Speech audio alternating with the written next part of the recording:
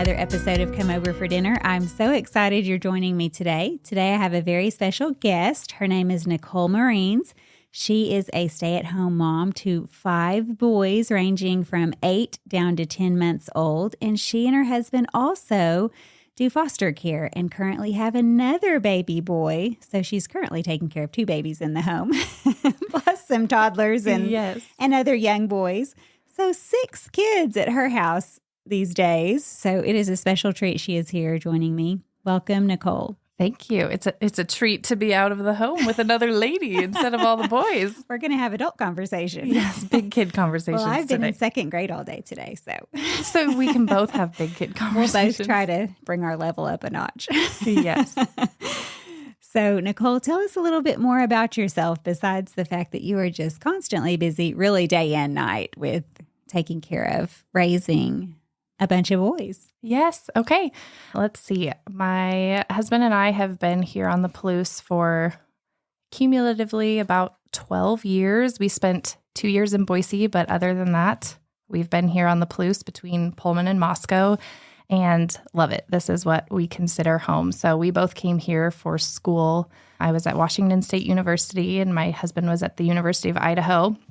And we were both going to the same church, just different campuses. And we actually ended up meeting in China, of all places. What? Yes. Were you on the same trip, like a group type deal, or how did you meet in China? Yes, exactly like you said. So we were both attending the same church. The church put together like a 4 weeks in China over Christmas break. We were going to work with a missionary that was there. And so we had never met, ended up meeting in China. And we're like, hey, guess what? We're 8 miles apart and somehow meeting in China, of all places. So long story short, came home and eventually started dating. And here we are, 6 kids in now. So yeah. Started in China. Yes. And how long have you been married? Did you say how many years? Let's see. We are just over 10 years. This last summer was 10 years for us. So tell me a little bit about how you got into foster care. We talk a lot about hospitality on this podcast, and it looks lots of different ways. I mean, hospitality is not just having somebody come over for dinner, even though that's the name of my podcast. Yes. There's lots of ways we show hospitality, and this is a really needed one and a way that you can show it to those most in need, the most vulnerable. Yes. I'm guessing, have you had only babies or some toddlers, younger children? What age range have you done foster care for? We are certified technically 5 and under. We, within our home, have decided we want to keep them younger just because our boys are young themselves. Our oldest is only 8. And so just for safety reasons, we keep the children coming into our home younger. And then maybe as our children get older, we can reevaluate that as we go. But we started foster care, 3, maybe 4 years ago now. And I was telling Bess before we started this, we had a friend when we lived in Washington who was working as a social worker. And she actually told us, there was such a need for foster homes that they were actually having to transport children to other cities to meet that need, to other families where there was more foster parents. And that felt very strange to us because we live in a small town here on the Palouse, and it felt like, we know this community. We feel like we know a lot of the families here, and that can't possibly be a need where we are. And she said a lot of people think that, so a lot of people don't think there's a need for foster care here. So that's originally how it became on our radar. And then when we moved to Boise, we were told there's just an even greater need. It was a greater size city and bunch of cities around there, really. And so that's kind of how we started hearing about it. And my husband, our last name is Marines. My husband coined a phrase, the many and the loud is our family motto based off of the Marine Corps, the few and the proud. So they're the few and the proud and we're the many and the loud. So I love it. You can assume what that means. So when you go anywhere, it applies. Yeah, exactly. We're constantly the many and the loud. So yes. But essentially we say, we want to have a big family that's loud for the gospel. And so we decided we want to have biological kids, but we also know that the Lord has adopted us in and has been gracious to us in that way. And so we also felt like this was a way for our family to be, like you said, hospitable to children who are in the most need. And Jesus says, what you do to the least of these, you're doing to me. And so my husband in general, not even just for foster care, but he always says, how can we be hospitable to people who can never pay us back? It is great to go to your friend's house for dinner, but then, they have you over too. And it's kind of a mutual thing. But how do you serve people who can't pay you back or can't have you over for dinner? And this is definitely that case. This definitely applies. You're not just giving a cup of cold water in Jesus' name. You are giving water and milk and snacks and bedtime lunch, and dinner, baths. 24/7. Yes. Constant care. Yeah. We do though feel really grateful to be in this situation. It feels like working a muscle, and hospitality in general, I think, is that way. You start thinking, how could I possibly feed a whole nother family on top of my own? And then suddenly you have a family of 8 and you're like, oh, what's another 8 people over for dinner, And so your muscles grow as your family grows, as your reach in your community grows. And so this is just another way for us to work those hospitality muscles at home and really to show our kids how to work the hospitality muscles for themselves too. Mm-hmm. Yeah. Yeah, because your boys are jumping in there. There's 2 babies. So even the 8-year-old or what's the next age down? Our next just turned 6 like 2 days ago. They know how to hold a baby and yes, rock them back and forth on the couch while you're busy. Yes. Can I please hold the baby? Is it my turn to hold the baby? It's kind of fun. You have 2. I know. There's plenty to go around. There is a bonus here. There is, yes. Lots of fighting over the one. Lots and lots of helpers. Yes. Well, speaking of hospitality, I don't know how she did it, but with 6 children, she still was able to volunteer out of the kindness of her heart to cook for all of Logos staff meeting. We had a big staff meeting, I don't know how many weeks ago it was. And there was this spread, and we were thanking the lady, who'd set up the spread. And she's like, well, Nicole Marines is the one who cooked it. Yes. Yeah. Nicole, doesn't she have lots and lots of kids at home? Yes. Okay. But the thing is, I've had a few people be like, how did you do it? And I always say, with so many kids at home, I wish I could be volunteering in the classroom more. I wish I could be going in and doing reading groups or volunteering on field trips, but that's not the season of life that I'm in right now. But I can certainly feed a whole slew of people in my kitchen. So, during nap time, I can prep lunch for 65 people. And then when nap time's up, we brought it to the school and Jen was sweet enough to set it up for me. And so that feels like a tangible way that I can serve when I can't be in the classroom, when I can't be. Well, it was pretty incredible. And it does show how stretching your hospitality muscles, exercising them, makes something like that seem simple, because it's not simple. You're right. It look it's not effortless. But I see what you're saying. I mean, there are different seasons. And so you do have to look at your life like that. There are times when you can go do reading groups and you can go do this and go do that. But when you need to be in the home, that might be more of the time that you could say, okay, I can cook an extra pot of soup for somebody that's sick or somebody who just had a baby. Or I can, what you did was a, kind of a unique situation. But, if the school has a fundraising event where they need baked goods, or maybe in this situation she made, what was it, a chili? What did I do? Oh, yeah. Soup? It was like a thick taco soup. Mm-hmm. Yeah. Well, it was really good. And cornbread. Was there cornbread? I didn't do cornbread this time. I did the chips and guacamole and the soup, and then the raspberry white chocolate cookies. I was remembering one more baked good. It was the cookies. The cookies. Always a hit. Always have to have cookies. So anyway, moving on to dinner. Yeah. You are making dinner for a crowd every single night, but I know you are hospitable and have other families into your home. So what is a menu that your kids love, your husband loves, but that you would also choose to serve when you have company come in? Sure. It's fall here on the Palouse. So I don't know if it's fall where all of your listeners are, but it is very chilly here. In fact, it's raining today. I have my boots on and all bundled prepared up here. Yes. So I chose, it is a tortellini zucchini. I think it's technically a soup, but it's really just like a thick pasta. My children love it. I also love it because there's, like shredded zucchini in it and chopped up carrots and tomatoes in it, but it's also thick pasta. So the kids think that it's some sort of delicious treat. And it's also filled with all the veggies. But this is something, like you said, if you bring a meal to a sick family or a mom who just had a baby, this is definitely a meal that I have done that for. So I do this pasta, and then we do a lot of sourdough at our house, something like crusty bread, and then a salad to go with it. And then, of course, a dessert. But this is a good go-to for us, especially when it's cozy season. I do love it. Is a one-pot meal. I can cook everything in one giant. That's really giant. And your cleanup is pretty simple. Yes, exactly. And so anyways, this is a meal that we love. And of course, I'll share the recipe with you. But it has been a hit for us and all of our guests so far.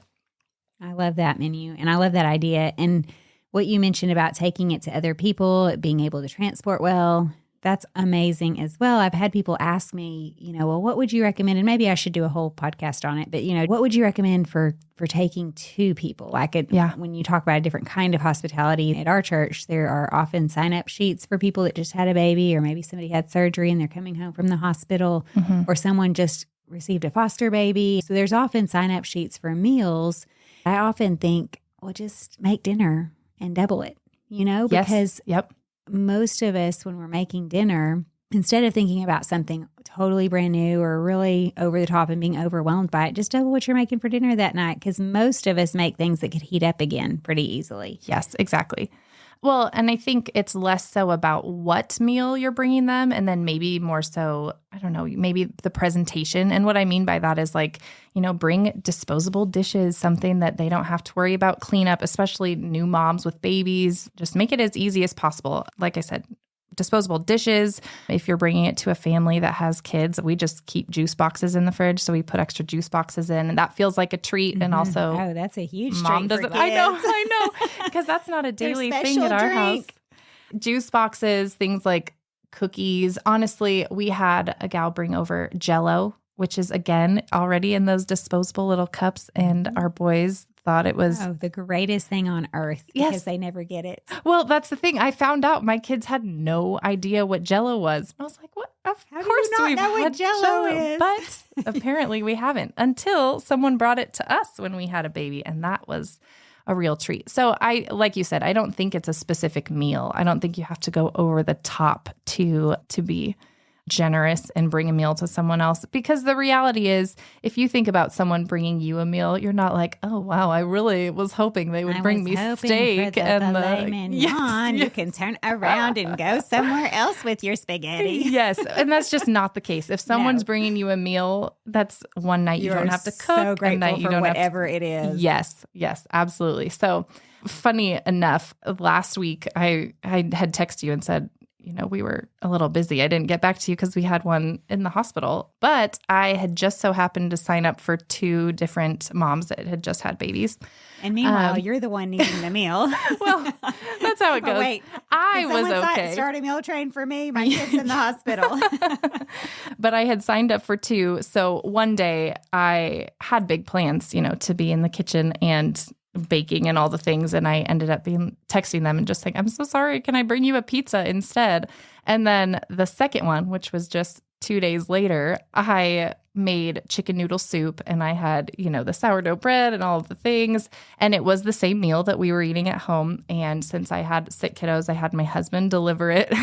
And then we came home and we all sat down at the table to eat. And my husband took the lid off the pot and he said, well, honey, there's no chicken in this chicken noodle soup. Oh, no. And I was like, oh, you're right.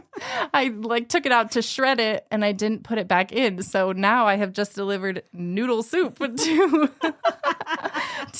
our guests. So hospitality gone awry perhaps, but still they didn't have to cook a meal. So I'm calling it a win.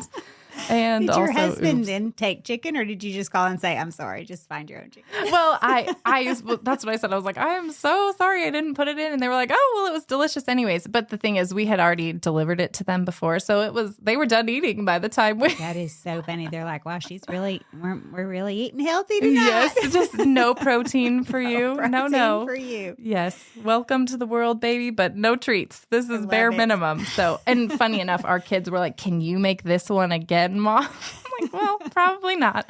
I'll probably add a little chicken in there next time. Yes. That is a really great story. And it reminded me of the time, I don't remember the circumstances because it was so long ago, but I often coordinated the meal trains in our church years ago when my kids were small, and usually did a homemade meal. I was at home like you and could cook and usually did a homemade meal. But something happened where I ended up having to buy a pizza, buy salad, buy dressing, and just take a meal. Yeah.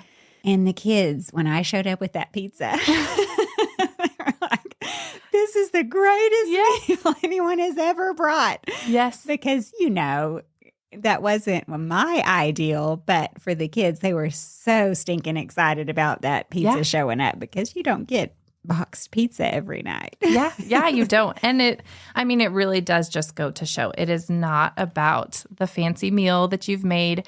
And I think that applies to even having people over for dinner. When you're thinking about hospitality, it's really easy to think like, what is the fanciest meal I know how to make? How do I make my table the fanciest table settings that we have? And all of the things. But the reality is, especially in this season of life with 6 kids, like that's just not where we're at. So we don't have to have the fanciest meal. We don't have to have the fanciest table. Your napkins are not going to be folded beautifully because my 5-year-old did it. And they're learning hospitality too, But the goal of hospitality, even though it's around the food, is the fellowship. And it's not the filet mignon. It's not the presentation and the most expensive foods and all of the rest. Right.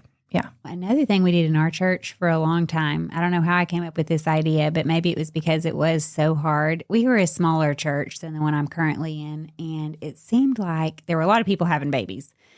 A lot of moms were having babies all around the same time. And because you're always calling on the same people, it was just a small group. We somehow came up with the idea to have 2 sign up, if possible. Like if one person was like, oh, I've got the whole meal, no big deal, then sure. But for a while, we would pair people up where it was, they coordinated with a friend. And so one person would do the main dish and then the other person, they would talk to each other. I didn't coordinate that part. But one person did the main dish and then the other person would do sides or bread or salad or dessert or whatever, and it made it a very doable. Oh, yeah. And so that's also a really good idea if you feel like, I'm a little overwhelmed with carrying an entire meal, potentially including dessert, to a big family. Grab a friend and see if they'll do it with you. Oh, yeah. And split it. Yeah, that's a great idea. It's funny, when I was telling my husband that I was going to be chatting about this, I told him, is it funny to recommend that a good way to practice hospitality is bringing a meal to someone? Because part of hospitality, at least for me, especially when I'm cooking a big meal, I make a huge mess. And then I'm like, oh no, now I also have to get my house ready and all of the things. So I said, a good way to practice hospitality is to make a meal, make the big mess in your kitchen, and then you deliver the nice meal and they don't see the giant mess in my kitchen. And so that's a way for me to grow and practice, like, okay, how do I get my kitchen under control before the guests come? So this is just a good way, to be hospitable for a lot of different things. If you're still working on feeling overwhelmed, if you're having guests to your home, or I know we've had friends who feel like, our home is just too small. We don't have room to have a family of 10 over. But I would also say to that, we have been really blessed. We have a particular set of friends that always ask, hey, can we come over and bring a meal to you? And no one's offered that before. Like, other than a sign-up sheet. I mean, they're coming to fellowship with us, but they're also bringing the meal along. And that is a real blessing. Which gives you the best of both worlds. Like you're talking about, you have your house totally clean. The kitchen's perfect. Yes. They can leave their kitchen, not have to worry about having to clean up. Yes. Be ready for guests. So, hey, grab a friend and do that too. That's actually a good idea as well. Yeah. One person bring the food and the other has the house. Yes, the house clean up house. and the clean house to come to. Sorry, your house is a mess at home, but thanks for dinner. Right. That's very fun. I remember when I had one of my babies, I had a really good friend bring me a meal, but she brought enough that she and her family stayed and ate with us, which you'd want to check, to make sure you don't want to just spring that on a brand new mom. But we were really, really close friends, and the kids we had kids all the same age. So whatever baby this was, it was her time to kind of hold the baby. And our older kids play together. So she brought enough, and we fed all the kids and just visited, and it was just so nice because she was bringing me a meal, but I also got to visit with her, and she fed her family at the same time. Yes. Which so there's lots of different ways to do it. Yes, but she has to do anyway. Right. And she got to see the baby. Yes. With this menu, do you have any particular shortcuts or time savers that you use? Can you make it in advance, or is it something you have to make the day of? I normally make it the day of. I'm sure it could be reheated. I'd probably add more liquids to it to reheat it because I'm sure the pasta would absorb. As far as shortcuts, when I'm planning ahead, the easiest thing to do is just prep all the veggies earlier in the day. So, I shred the zucchinis. You can also use like a food processor, or my KitchenAid has an attachment that I can just, stick them in and shred it up. So prepping that ahead, chopping the veggies. It's just onions and carrots. Other than that, you could definitely use frozen.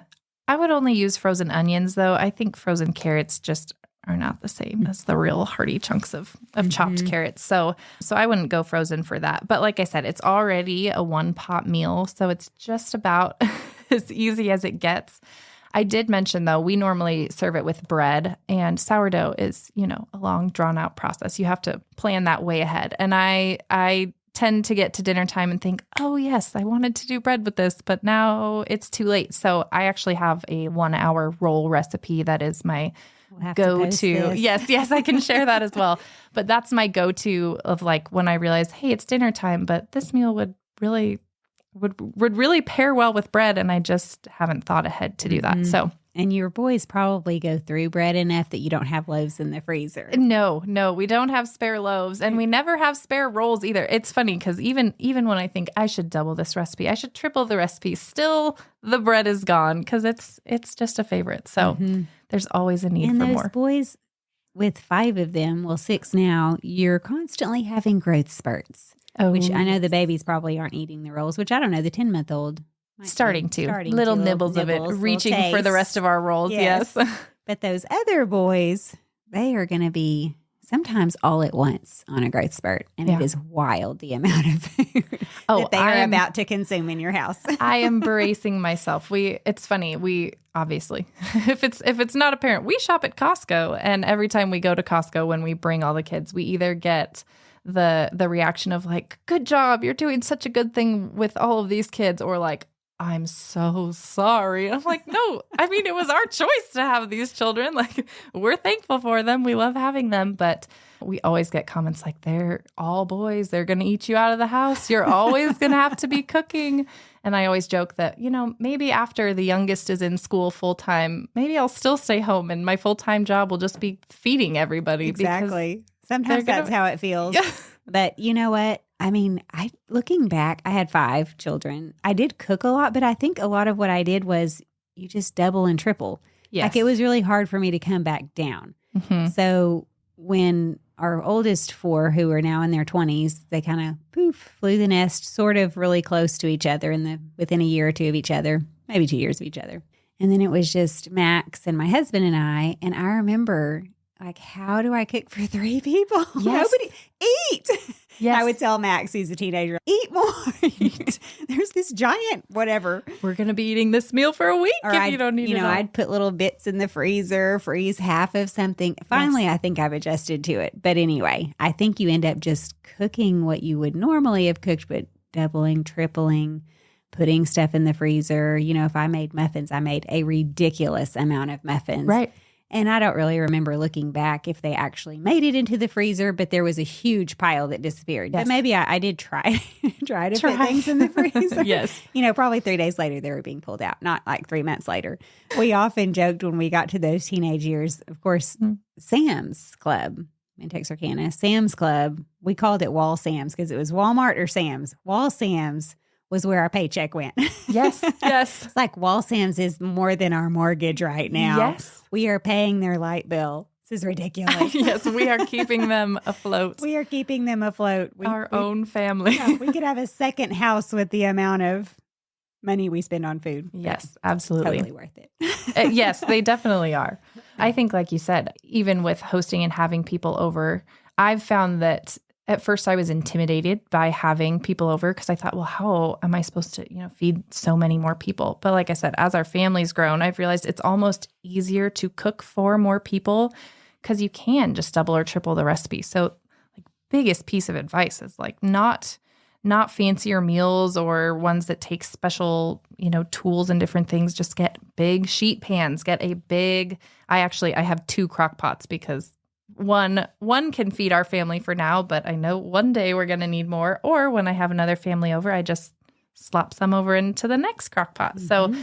So, bigger dishes, bigger stock pots, and then it's not overbearing to be feeding a lot of people. You can just double it, triple it. Yes, and that prepares you for when your boys are teenagers. Right, yes. So it's kind of both. It's working out well. Yes, everyone's shocked that I could feed 65 people. I'm like, well, one day this is just going to be our regular This is going to be my serving size. My boys and their friends. Yes. After a basketball game. Exactly. Because then they show up it's unreal. Ravenous. Ravenous. Yes. Already my 8-year-old comes home from school. I'm starving. Like, and they really mean it. Good sized lunch. It always cracked me up when my boys would get very, very serious about like, there's no food in the refrigerator. Yeah. And it means there's nothing that I can grab and instantly get in my mouth. Face. Yes. Before we came here, my 8-year-old came up. He's like, can I have this for a snack? And he had like 6 things in his hand. I was like, well, you can choose 1 or 2 of them. He's like, but I'm so hungry. It is. It's not going to be enough. I'm so hungry, Mom. Like, okay. Another hot tip for the teenage years. My son is leaving straight from school and going to football practice right now. Mm-hmm. And he was saying, I do not have enough energy. How do I get more energy for football practice?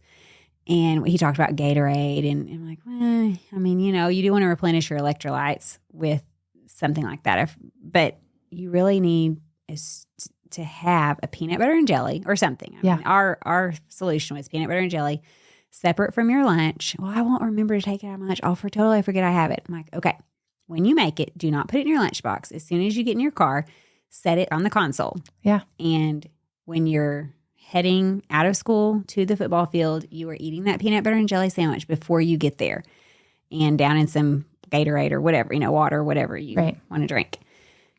He said it's worked like a charm. All he needed was more calories. He has energy. He actually can do the practice now and not feel just like he's fainting from hunger. I don't think he recognized maybe that's what it was, but it's like you just can't go from lunchtime to past 6 o'clock on no calories. I mean, I can't do that. And I'm not going to I need a snack after school. Yes. Yeah. So true. So true. So that's a hot tip too, PB&J. Okay, got it. We do a lot of like chomp sticks, the like fancy meat sticks, the protein, always protein. Quick proteins on the go. This is our first year. Our 3rd graders is now old enough to start football, which is just very exciting. In itself is, so funny, just learning their bodies and watching them run around. But yes, the food intake already coming home. I'm like, okay. It's coming. It's coming. It's coming. I'm ready. Yes. I know how to do a Crockpot meal for 65 people. Yes, we will be eating it all day, every day, but I can at least make something in bulk. So, yes. So what is your best prep tip? You have people coming over. You have lots of kids underfoot. Well, maybe they're helpful too. I mean, you said one of them knows how to do napkins. I know the 8-year-old is very helpful as well, but you have 2 babies. How do you prepare for people coming into your house? Do you have any hot tips when it comes to shopping or cleaning or anything along those lines? Yes. Okay. So shopping, I tend to do at least a week at a time. I sit down on Saturday evenings and oddly enough, I look at the weather and think like, do we need cozy meals this week or our calendar? Do we have football until late every night? Will we be eating quickly on the go? Do we have time for family meals? And then like, what else do we have going on the calendar? Do we already have people coming over for dinner? Do we have, whatever else thing going on? And then I write out the menu for that week. And then I just put everything into my shopping cart because I have so many kids. We do not do in-store shopping currently, other than our major Costco trips. We just do grocery pickup. So I do that. And then in general, I try to have something on the menu that I can just double or triple. Mm-hmm. My husband I always joke, he is an engineer, but he is not the engineering personality that you would think. He's very social and he is constantly calling me like, oh, hey, this person's in town. They just for whatever meeting at work. And so I told them they could come over for dinner tonight. And I used to panic. I used to think, well, what am I supposed to do? Like you said, I have all the babies. Now I have to go shopping. I have to do the things. And so I've just learned, have something that's easy to double. So if we're having chicken for a meal, just double it. Because if I don't use it, then I have chicken in the freezer that I can use for another week, another meal, or I'm ready if we're having someone last minute, because a lot of our hospitality in our home isn't well planned in advance like you might think. So things like that, or just, extra canned goods. Like when I did that taco soup, other than the chicken in it, nearly everything was canned. So I could just have all of everything in bulk from Costco and put it in. So things like that as far as shopping and planning ahead there. And then for the home, my husband and I, we try and think like if we're trying to be hospitable to other people, then we should also be being hospitable to the people in our home. So I should be being hospitable to him and to our children and vice versa. So it shouldn't look so much different having people in our home than it does on a regular night. So in general, I try to have fresh flowers that I keep on the table just because it makes our home feel nice and fresh. I try to have baked goods, not only when people come over, on other nights of the week. I feel like when I grew up, I didn't have many baked goods in the home. And so I told my husband, for some reason, this is the thing that I really care about. I want our boys to, when they think of their childhood and their mom cooking for them, I want them to think like, oh, mom's cookies. That's something and cookies are an easy thing to make a lot of the times, and you can make all kinds of varieties of them, but it's something that I cared to put the time into. And so it doesn't feel as frantic when he calls me now and says, someone's coming over, because I try and just in general keep things like that around the house. Now, of course, with 6 kids, our house is not always ready for guests to be walking in or they just have to be prepared for a home with 6 kids. But children living in it. Yes. I did sweep today, but now there's also a million graham cracker crumbs all over the floor because it's been snack time since I've swept. So one, not having too high of expectations, but then also, like you said, in general, if our home is a hospitable place, then we have kids that can help with the last minute things. They can help with chopping up carrots or peeling potatoes or whatever other things, setting the table they love to do. And it just makes for easy, quick hospitality that still isn't over the top. It's not that much different than our regular day. Maybe pull out the nicer napkins. Well, I think that's a fabulous tip. And it really is encouraging to people to actually do hospitality, because sometimes you can get so built up in your mind of how it has to look that we can't do it. It's too overwhelming. So just bringing them into your normal environment, your normal dinner time flow, except you're making more. Right. And then also we're going to have to post your taco soup recipe. Sure. Having something like that just in the back of your mind where all the ingredients are in your pantry or freezer. Like let's say your chicken's cooked in the freezer, the other items are in your pantry. Yeah. All you have to do is have toppings in your refrigerator or not. I mean, I think for the meal that we had, you could put on some sour cream and cheese. Yep. I mean, if you had some sliced avocado, you could do that or whatever, but you don't have to. You could just have the soup and some tortilla chips from the pantry.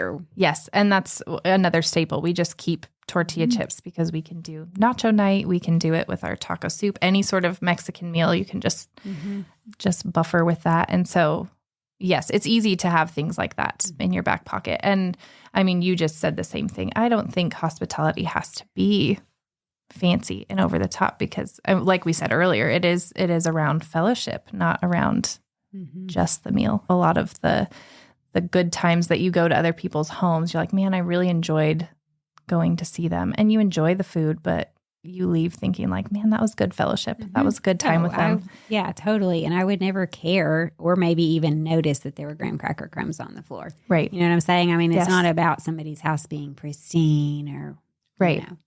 If you are hosting for kids, though, I did just have the thought. We have hosted fancier meals, even though we have kids, like holidays or things like that. One thing that I love to do is IKEA actually has a really great like hosting thing. So I bought goblets in bulk from there, and they're pretty small goblets, so we can use them like as fancy water glasses, but we've also done things like parfaits or ice cream sundaes in them, things like that I'm not worried about the kids breaking the fancy china or the fancy goblets that I spent so much money on, and I can just replace them. They come in sets of 4 or 6. So I just, every once in a while, I'm like, you know what? We've broken a few. It's time to order more. For another box. And I'm not worried about them. But that's what we use for our Sabbath drinks on Sunday. And then that's also what we use fancier when people come over, and they're inexpensive and they're still festive, and the kids think it's fabulous to drink out of their fancy and cups. That's a good point. You do want to elevate your meals at times so that the children know how to act in different types of situations. So it's fine to use paper plates. It's fine to use your regular daily plates, but to be able to set tables throughout their childhood of nice meals like your goblets or maybe even your china or whatever, but know how to use silverware when there's more of it, or multiple glasses, or be a little more careful if you're reaching for a goblet as opposed to a plastic sippy cup. Yes. Yeah. And obviously the youngest ages can't have the goblet, but you know what I mean. They don't need to be a young adult and never have eaten a fancy meal. Oh, right. And We they're actually kind of a fish out of water. Yes, we have friends who I thought this was such a great idea. They do every Valentine's Day, they do a fancy dinner, and they prepare, mom makes something that she thinks ahead. What can we practice using our knives? What can we practice using, the extra silverware that we don't normally have, even though normally you cut up the chicken for kids sort of thing. This time they get to practice using their knives. They get to practice all the different table settings, and they do a little etiquette video. So they sit their kids down, they watch the etiquette video, then their kids set the table because they've learned how to set a fancy dinner setting. They get dressed up, and then they sit and have a meal together. So we had just had one of our kiddos around Valentine's Day, and they actually brought their whole setup over to our house. So our boys also got all dressed up. They sat and watched the etiquette video. We set the table. Amazing. But I thought it was so smart because, like you said, especially for us, I feel like we're raising all boys. So we don't have a lot of the setting up tea parties and doing things like that. There's a lot of eating out of your hands. It's fine. I've got when a handful they have of boys Cheerios over on the for go. a birthday party, it's not going to look like the girls' tea party, Right? With the special tea cakes and the china teapot. But I want them to know how to take a girl on a date one day, and how to help their wife be hospitable in their own home one day, and not be the fish out of water, like you mentioned. And so that was actually a really good idea, I thought, for them to just have practice for that, because of course you have holidays with fancier things, but this was very intentional teaching how to use these. I've always told my boys, because boys often are the ones who are saying, why do I need to know this? This is not important. Yep. Maybe it's just mine. I'm sure all the listeners, their boys are just perfect in this area. Yes, mine for sure. My boys. I had to convince them this was necessary. But you do think about the future life that God has for them. You mentioned a few things, being able to show a young lady that they know how to eat other than a barbarian, also impress her parents. Yes. And also how to host people when they have their own home. Right. But also you don't really know what future God has for them. My youngest, who's still at home, I still say that to him. Why do I need to put my napkin in my lap? Because you may be eating with the president someday. You just don't know. You just don't know. Yes. But even if it's not the president, everyone's going to have a boss unless they own their own company. Right. But then you have employees you need to be setting a standard for. There's always going to be people around you who you don't need to look like a barbarian. You need to be able to present yourself professionally as an adult. And there's multiple times that you're called into having a fancy dinner, such as office Christmas parties, or maybe you're invited to a special Valentine's Day dinner or whatever it is. So you want to be prepared, or have your kids be prepared and not feel really awkward and have no idea what they're doing. I know with my kids, we did some etiquette things with their friends, and it makes it more fun if it's with friends. And currently, the school where our kids attend, Logos, they have what is it called? Protocol, which is as they get older. Yes. As they get older in the older grades, they teach protocol lessons, which are the same as etiquette, and they practice them, which is a fabulous idea. Back to being ready for a crowd walking in your door or unexpected hospitality, like kind of last minute. Mm-hmm. I highly recommend a stocked pantry, which I'm sure you do because you shop at Costco. But if you have a stocked pantry, then you can be pretty prepared for things if you have some meals in your mind that can be made from the pantry. Mm-hmm. And so one of the things I've done over the years is anytime I use up what's in the kitchen, like for instance, anytime I use all of the mayonnaise in the refrigerator, I put it on my grocery list, even though I have one in the pantry. Oh, yes. Because then you can go to the pantry, grab your mayonnaise and be using it, but you're able to replenish the pantry. The worst thing ever is using the one from the pantry. You're done with it, and then your recipe is calling for a cup of mayonnaise for whatever reason. Yes. And you go to the pantry and there's not one there. Right. Yes, so, I've been there. Hot tip, do that. And the other tip, we have Costco near us up here in the Pacific Northwest, but a lot of you listeners may have Sam's Club. They actually do offer pickup, just like Walmart and other grocery stores. It is unbelievably amazing. I did that for so many years. It was, I don't know if it was a 2020 thing or if they did pick up before then. I'm not sure. It feels like it's been forever, but maybe it was 2020. But now you can order online, and just like Walmart, you can put it in a cart, check out, and just drive up to the space and pop your trunk, and they put it all in and you drive away.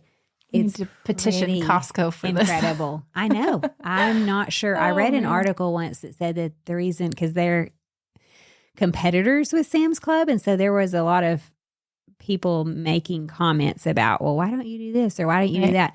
And one of the things they said about the pickup was that they didn't have space or it'd have to create more. I'm like, well, how does Sam's do it? I mean, I don't understand that. I feel like they're just not wanting to solve the problem. Well, and even though they're competitors, they're not actually in the same regions. So, maybe they're competitors as far as they offer this idea. Yes, but they don't have to actually compete. Mm-hmm. They're not often in the same towns. I mean, some towns something. They might. I mean, I don't know. All I know is that Sam's Club figured it out. The other thing that you can do if you have to run in store, they have Scan and Go. So you have an app on your phone. You check out your own ingredients and then just walk straight to the door. They check your receipt and you walk out. You don't ever have to wait in a line anymore. There's no cashier. So handy. I mean, there are cashiers if you want to wait. Right, if you want to go that way. I haven't waited in a line at Sam's Club ever since they've gotten that. I think that Costco has this now too. If I remember, does the one down in Lewiston now also have they have a self-checkout. Oh, is that different? Okay. Mm-hmm. So that's different.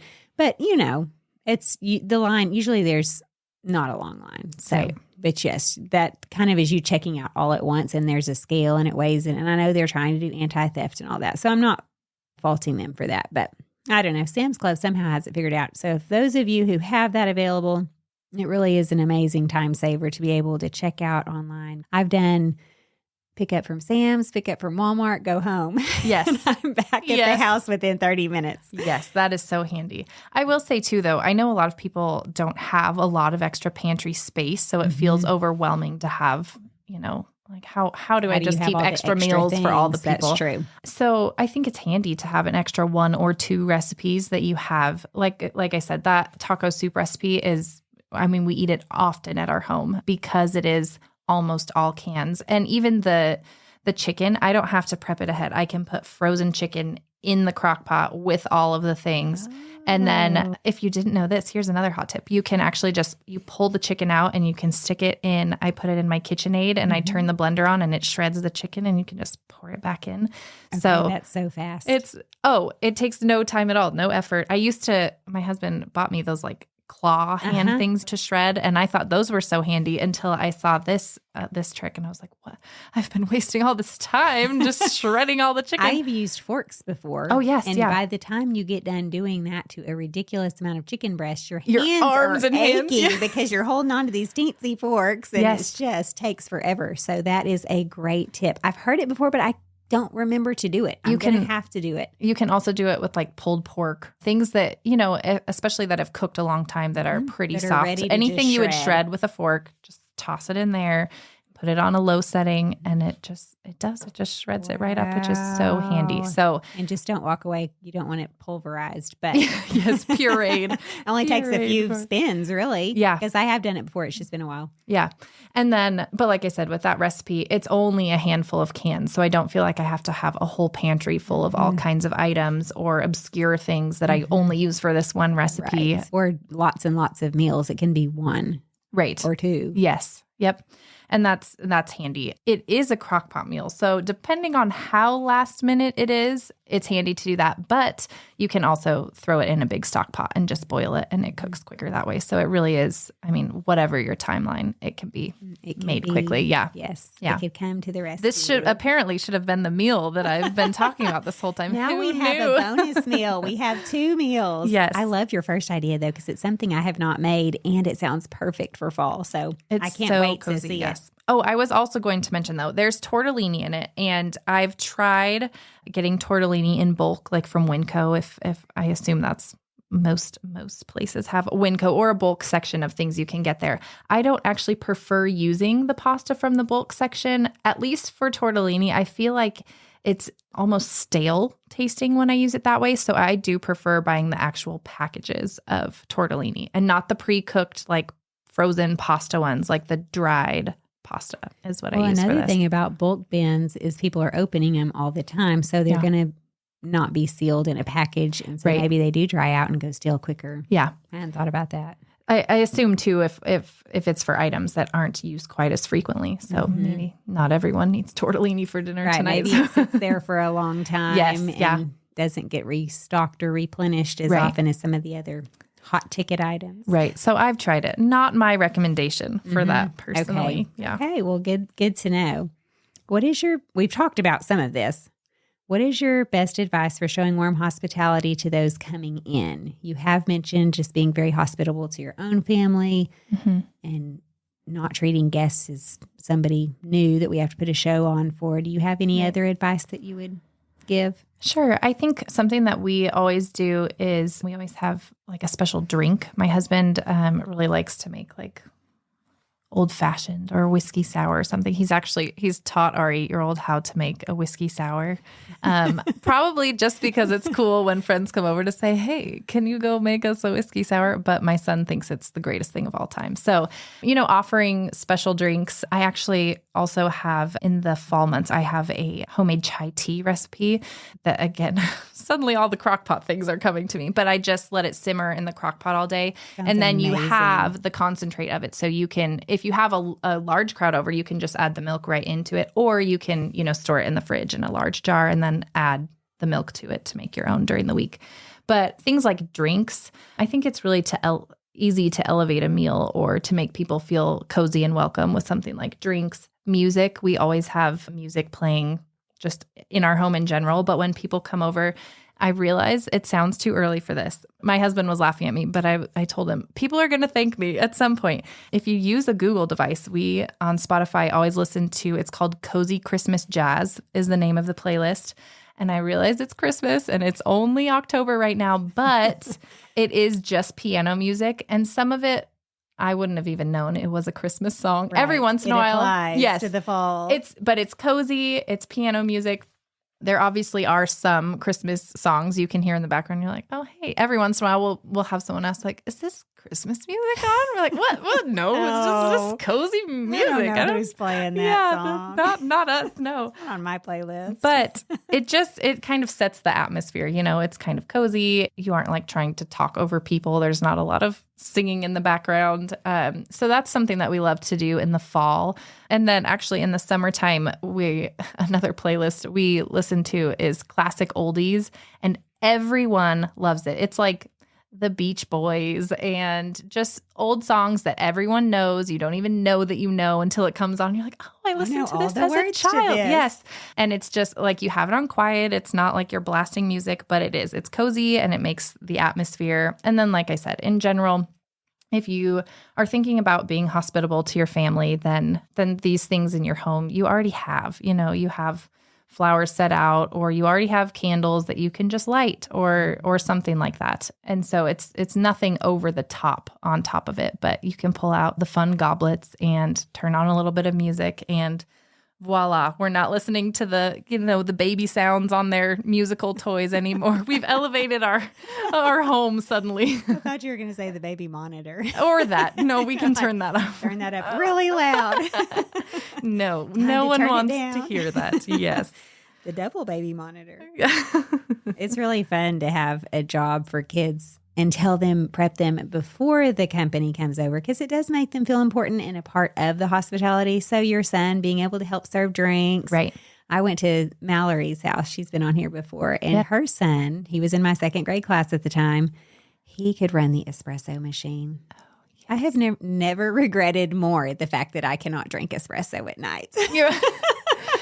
Because he was telling me about this amazing drink he could make me. I'm like, what? You can run the espresso machine? But for coffee for that night, he went to the various guests and asked who would like a coffee, and he made it for them. Yeah.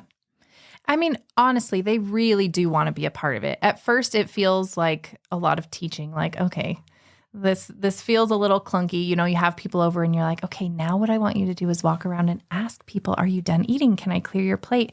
But now it's second nature to them, and it's exciting for them. Mm-hmm. My husband has this game that my 5-year-old thinks is absolutely hysterical. My 5-year-old says, Dad, is your plate done? And he says yes and takes it to the sink. And then while he's taking it to the sink, he grabs someone else's plate and puts it in front of him. And he comes back and he's like, Dad, is your plate done? And they go, like, Tyler's gone through the whole table's worth of plates. Great. But they want to be involved. They don't think it's a chore or a job for them to be the ones clearing the plate or making the drinks. And they're asking before people come, like, oh, when they get here, can I make the drinks for them? Dad, please, can I help make the, they want to be a part of it. They know that the fellowship, especially even if there's not other kids coming over, how can they be involved with the other adults coming? Mm-hmm. How can you call them up into that and also let them be involved in it and not just serve you and then move along? Yes. Hot tip for teenagers, definitely prep them ahead of time, because to them, it's very embarrassing if you are trying to tell them what to do while company's there. Yeah. Because it makes them feel like I was supposed to know that already, or mom's correcting me, or mom's getting on to me in front of everyone, even though that's not what you meant to do. But if I know I've had that thought before, I've forgotten to say, hey, when everybody's done, can you collect the plates and get them off the table so we can serve dessert? I try to remember ahead of time what I want a particular child to do so that they know and they're watching for it. Because if you have forgotten to ask them that and you're all sitting around there talking and you have to stop and everyone is hearing you say, can you please clear the plates now? You know, to them it sounds like, they were already supposed to or whatever. It just is embarrassing. It just is. I don't know. I mean, it's the you know how teenagers are. Yeah. Well, all that way. And boys too, they want to know their responsibility and to step into that leadership. So what is your must-have kitchen item and where can we find it? Sure. Probably my most used things are just regular day-to-day items. And like I said, I just buy larger sizes of things. So when I buy cookie sheets, I don't do the standard size. I have everything, the like giant sheet pans. I have maybe 2 regular size cookie sheets, but other than that, I just use the large ones, because even things that I make banana bread bars. If I'm doing that, I'm like, well, I may as well double or triple it. Even if I'm not having people over, then I can freeze them or use them or whatever, or kids, friends come over and you just happen to need more. That I have the largest size Dutch oven you can get and things like that. The Dutch oven, I would say every year around Christmas time, Macy's actually does a huge sale on their kitchen section, which I didn't know was a thing until we moved to Boise. I kind of just assumed they were mostly clothing, but their kitchen goes on really good sales. So Dutch ovens can be quite expensive, but we got a great deal on ours at Christmas time. So I've also done that for like gifts for mother-in-laws and things like that, because it's just a staple in our home that we always use. The other thing is, maybe other people know about this, but I just recently bought, what is it called? I want to say like a meat chopper or something. So like for making ground beef, it's got the like triangle or the little square sections at the end, and you use it to chop instead of like a spatula to try and mix it up. And that is so handy. I use it all the time. And so much faster, I guess, than breaking it up, like, say, with spatula. Right. Yeah. Because it has so many different, what do you call it? Like, points on it. Yes, there you go. Yeah. I can't describe it either. We'll take a picture and link it for you. Yes. It'll be on the website. And honestly, I've seen them from places like Pampered Chef, but you can also get them on Amazon. I actually just saw one at Marshall's. That's where I got mine. I was like, I saw this and I want to try it. But I like it because when I make things like tacos. I don't like the huge chunks of meat. I really like when it's kind of finely chopped, and it does make a big difference. So that's a tool that I use. Hot tip. Yes. So at Macy's, do you have to go or start looking at on Black Friday, or is it all the whole season of December, whole month of December? That's a good question. I'm trying to remember. I don't think it's just Black Friday. They might have a deeper discount that day, but in general, the like Thanksgiving time through early January, I just every once in a while Google it and look on their website. And like I said, I've now started buying them for gifts for parents, for my sister. I got one for her. We got one for my husband's mom. And it's just have handy. a favorite brand? Or Well, I do love the Le Creuset ones, but like I said, I think they're more expensive. Right now I have, of course, now I'm going to blank. Martha Stewart. It's the Martha Stewart one. And I was surprised. She has a few different lines of them, but they're really beautiful too. So what I like about it is that it's pretty enough that I actually just keep it on my stove. Like I said, because I have to have such a large one, I just keep it out and it looks nice. Is it like an 8-quart?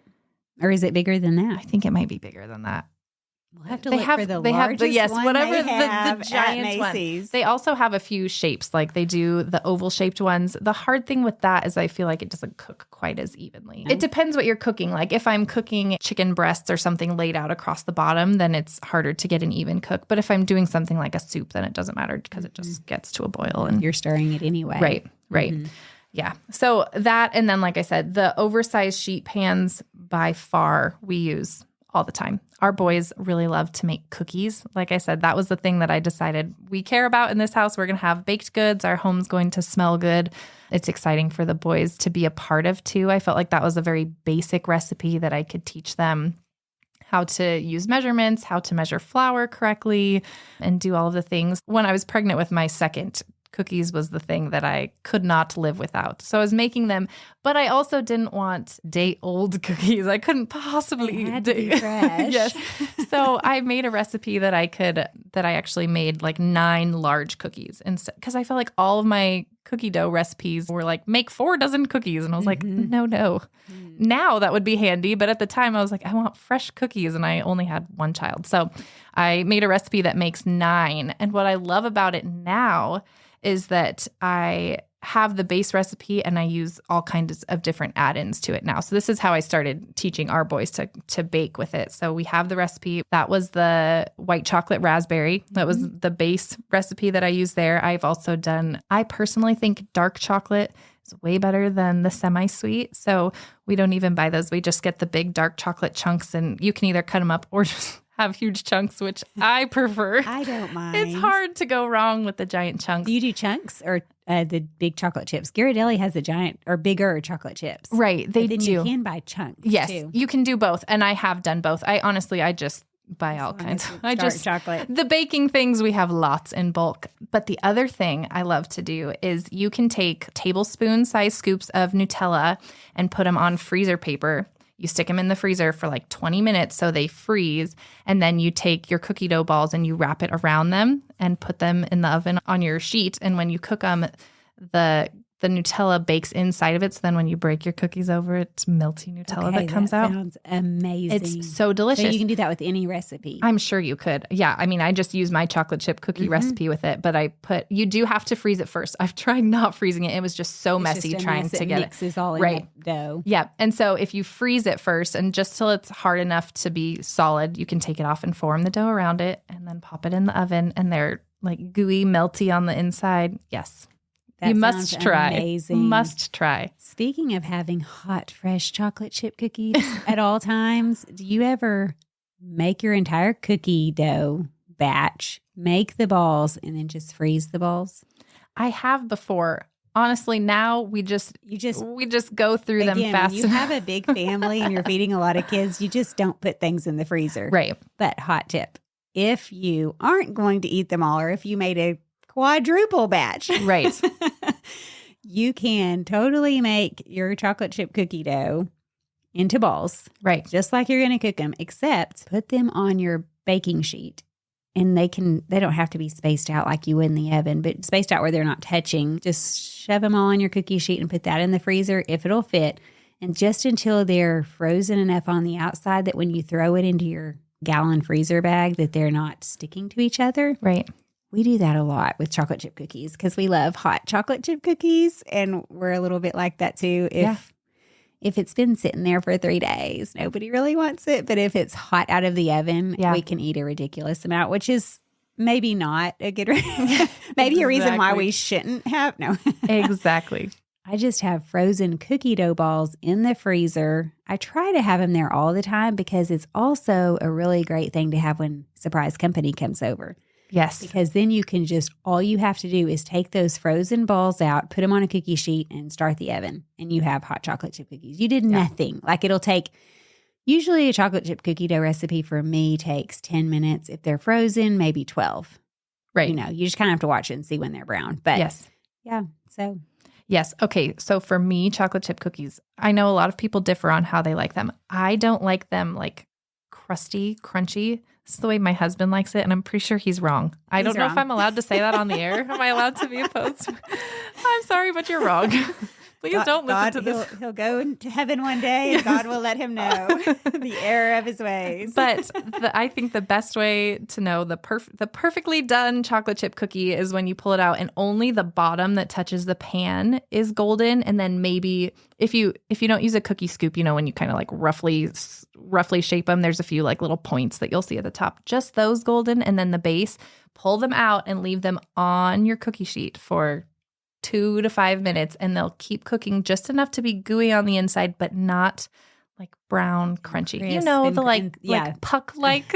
Yes, there are thin, crunchy chocolate chip cookies. Like I'm thinking of, say, I don't know, what can you buy in the grocery store? I don't buy chocolate chip cookies, but like Chips Ahoy.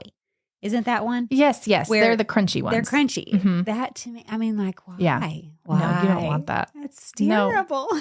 I'm sure you wanted me to give you tips on the perfect chocolate chip cookie. And I'm sure there's people out there like, Chips Ahoy's my favorite. I know.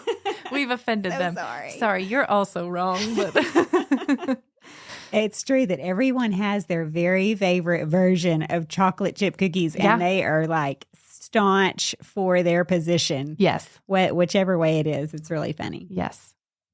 Thankfully, I've converted everyone in my house to my ways because we all love the ones you're talking about. Right. Yes. The soft ones. They're soft and chocolate chips are just melting everywhere. Yes. Now you just, if you haven't already, switch to dark chocolate and that's tops it off. Mm-hmm. No, that sounds amazing because it cuts some of the sweet. Especially if the cookies are pretty sugary, right? It kind of cuts that down just a little bit. They're not quite as sweet as they would be with semi-sweet. I like both. I would take either one. It's hard to go wrong with a warm cookie. It's hard to go wrong. Yes. We may have already said your story, but do you have a story from all your years of hospitality and having people over? A funny story?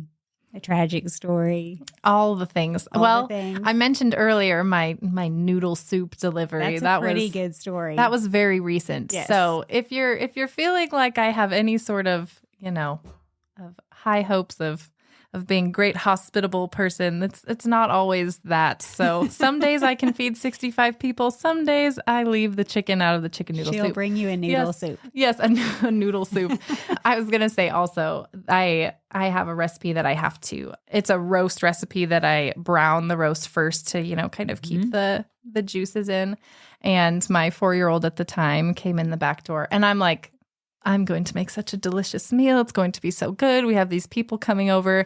And my 4-year-old walks in the back door and takes a huge sniff, like dramatic. And he's like, oh, that smells like frosting, which is kind of delicious and kind of disgusting. And I thought, like, that is the most creative word I've ever heard. Like frosting and stink. Is that what he was trying to put together? But he made it sound so official. Like, oh, yes, this smells delicious and terrible, mother. So sometimes your meals don't smell great, but it did end up turning out. But it is comical feeding a bunch of small people who are also still learning to be, grateful and cheerful for the food that maybe they didn't want to eat for dinner. So right. Yeah. Right. And convincing them they're going to try it, whether they think it looks disgusting or not. Yes. Luckily, it was just still in the browning the meat phase. So it did get better from there. It got better. Yes. He was convinced by the end of it, I'm sure. I'm sure he asked for seconds. Sounds delicious. Well, thank you so much for joining me today and slipping away from those 6 adorable boys. It's been so much fun having you and hearing all your tips. I cannot wait to post all these recipes and create them in my own home. Yes, thank you so much for having me. Patreon is a place where you can support your favorite creators. So if you're a fan of the Come Over for Dinner podcast, check out my page. Once you've looked it over, download Patreon's updated app to join the Come Over for Dinner chats, a dedicated space for group conversations.